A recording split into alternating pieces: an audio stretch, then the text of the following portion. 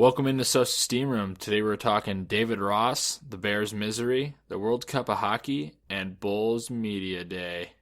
Hit it.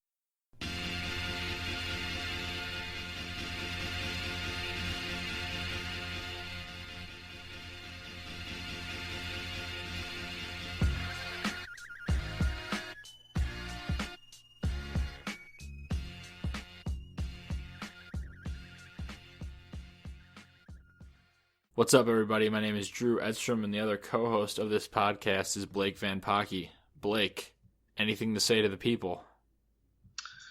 Hello. As always, a man of many words. Well, welcome into episode 18 of Sosa's Steam Room. A couple things you guys need to know.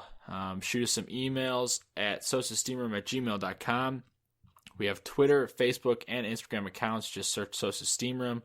And, of course, we also have our personal Twitter accounts, myself at Dion Edstrom, and Blake, your Twitter handle?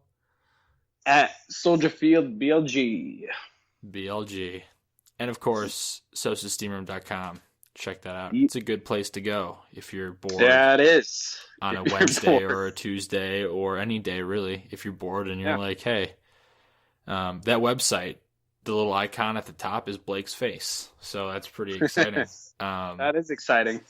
So it's exciting stuff, Blake. We only talk about exciting stuff here. That's what we do. That's what we do here. All right, let's lead things off here. And I've been thinking a lot about David Ross lately and just the way he's ending his career. It's been really cool to see. So I have a question for you. Yeah. Your history of watching Chicago sports, all the teams that you love. Yes. Who is your favorite role player or backup player that you have just kind of just rooted for that has grabbed your attention and you just love? So this question can only be answered by starting off by saying it would have to be a Blackhawk player for me personally. Like, maybe like an Andrew Shaw type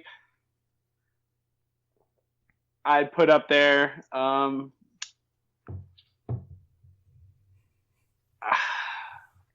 don't know, Marcus Kruger, guys like that. I don't know. What would your answer be?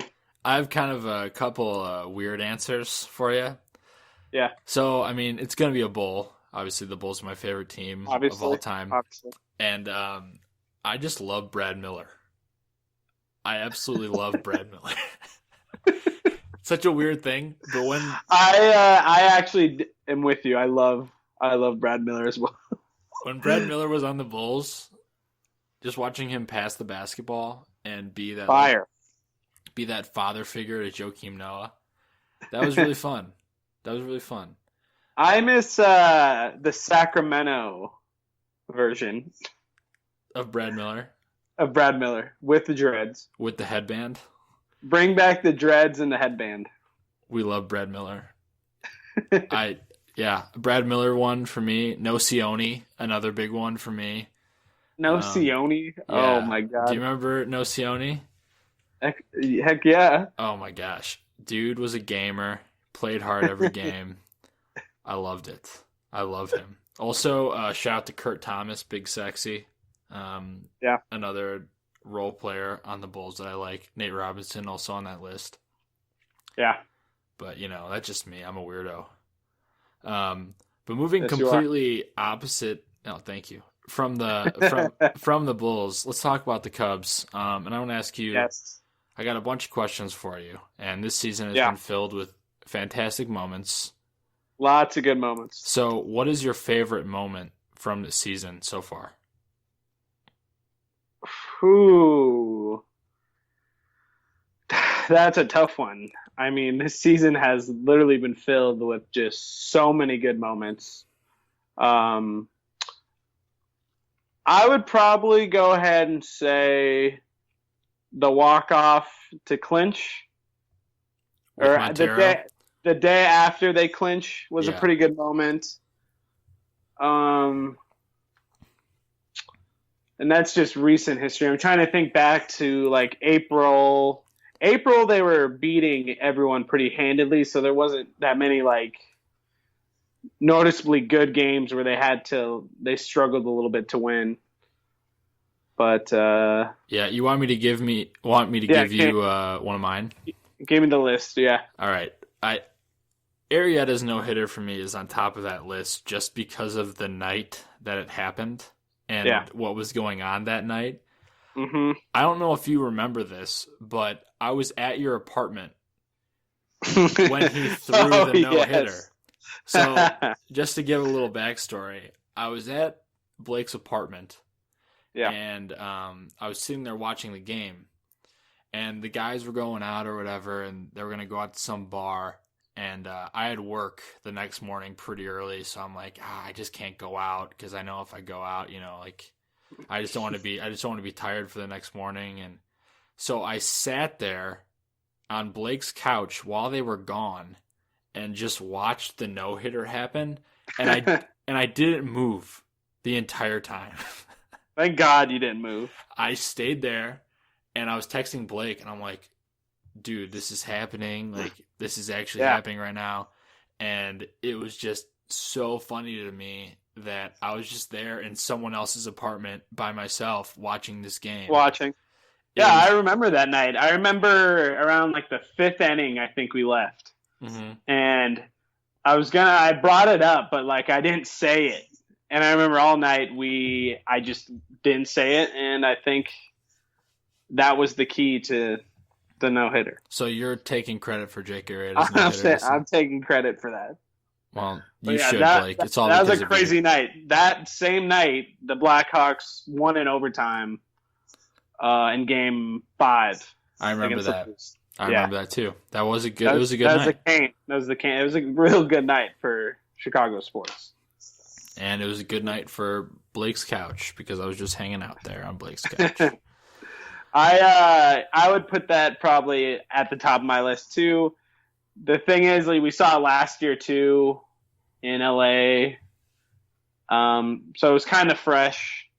Like he just did it, like not that long ago, but still insane. It was against the Reds too. Trying to think what other walk-off moments were there. I like the Lester bunt. That's up there on my list. Yeah, definitely. The Lester bunt to score Hayward and getting the powder thrown in his face. That was just really cool. Wackiest game of the whole year for sure. Definitely. Like a lot of weird stuff happening in that game. I think of Addison's catch, his ridiculous catch down the left field line where he dove and kind of caught it on his side. Probably catch of the year for the Cubs. It's just insane.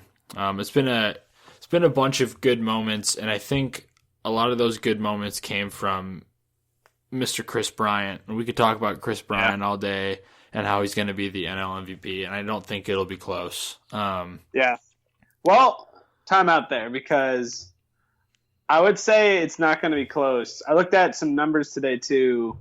I would say Arenado's pretty close. There's some things you could point out that you would say Chris does better here and here. But also Anthony Rizzo, I think, deserves serious consideration for it too. He deserves consideration. I know what I think. But I think at the end of the day, Chris Bryant's going to just win the award. I just think he's going to do it. That's been all the talk. And I want to talk about players not named Chris Bryant. And for you mentioned Rizzo. Yeah. Who has been your most impressive Cub not named Chris Bryant? You would have to say, you would have to put it between Rizzo and then probably Hendricks or Lester. Mm-hmm. I'm going with Lester. Here's why. Lester is going to be the number one guy in the postseason. And he is definitely deserving of a Cy Young award. And I'm not sure if he's going to get it. I know Scherzer is definitely the front runner at this point. But John, his consistency has been there the whole season, and I've been extremely impressed with that. Mm-hmm. And I'm excited to watch him in the postseason. I think he's going to do I think he's going to continue on this postseason, and I've been most impressed by him, along with Hendricks too. More surprised by Hendricks. Definitely. And I've always been a Kyle Hendricks guy. I told you at the beginning of this season that I was expecting good things from him, but I wasn't expecting this much. Yeah, he's had a complete breakout year, for sure. Yeah. Also, go for it.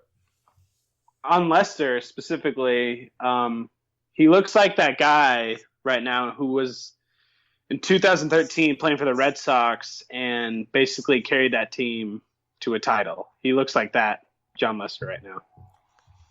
He's looking like the workhorse. He's looking like the guy. And I mean, if you can put Arrieta in the 3 spot in your playoff rotation, I mean, come on. Seriously. That's pretty good.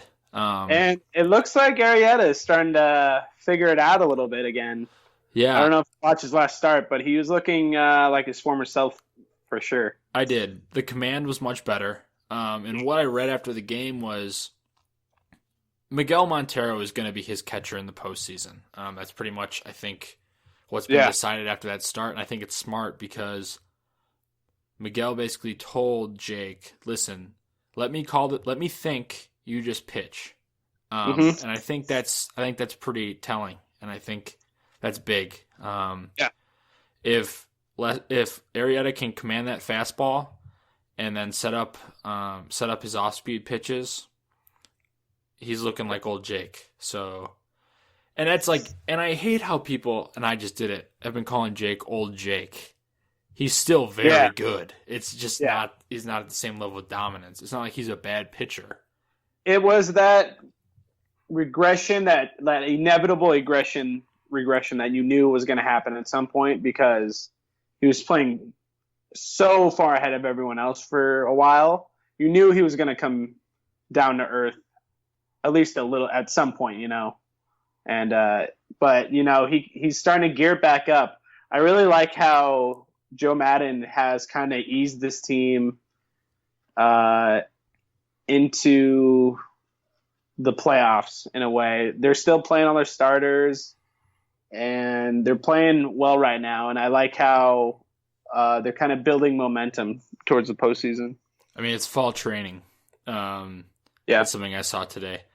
The atmosphere in the clubhouse and dugout is just so relaxed, and they do everything the same way all the time. I don't think it's going to create much of a hangover in the playoffs at all. What are you doing? And I think that it's going to be good. I think they're going to continue on. I don't see any let up from this team at all. Something else that's been really cool this year for the Cubs has just been kind of the farewell tour for David Ross. And I touched on it a little bit earlier, but it seems like everyone in the league respects David Ross a lot. And that's rare to see for a backup catcher. Yeah. And it's just been really cool watching, of course, his last game at Wrigley and the ovation that he got and how he hit a home run and got like 3 curtain calls in the game. It's just been really cool to see. So do you think David Ross this postseason, do you think he's going to contribute in a big way, or do you think he's just going to be Lester's personal catcher? I'm not sure about contributing offensively, maybe defensively. I love what this season has become for him, for sure, like you were saying. That game where he hit the home run, the last home game, that was just amazing. That was one of the better, I don't know, retirement games that I've ever seen. It was fun. It was really fun to watch, and it was really heartfelt. Yeah, it was. You can definitely tell that people, he's kind of beloved around the MLB, which is really cool. For sure. All right, just wanted to give you a little quick NL wildcard update here.